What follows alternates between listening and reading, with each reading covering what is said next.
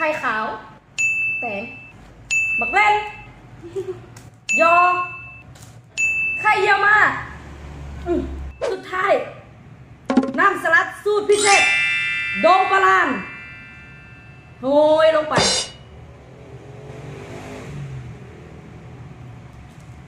คน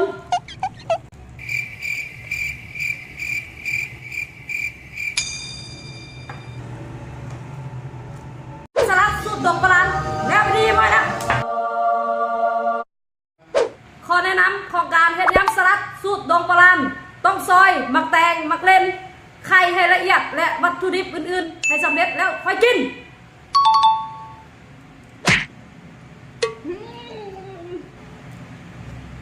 ว้าว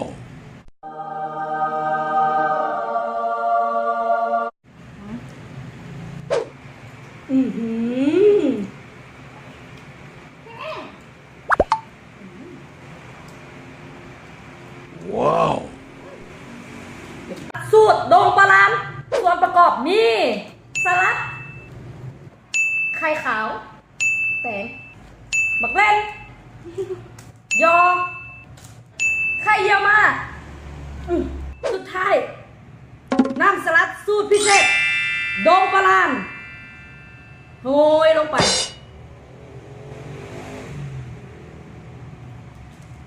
คน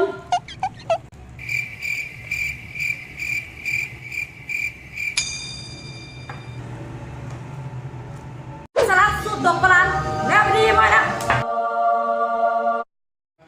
ข้อแนะนำของการเฮ็ดยำสลัดสูตรดงปลาลานต้องซอยหมักแตงหมักเล่นไข่ให้ละเอียดและวัตถุดิบอื่นๆให้สำเร็จแล้วค่อยกิน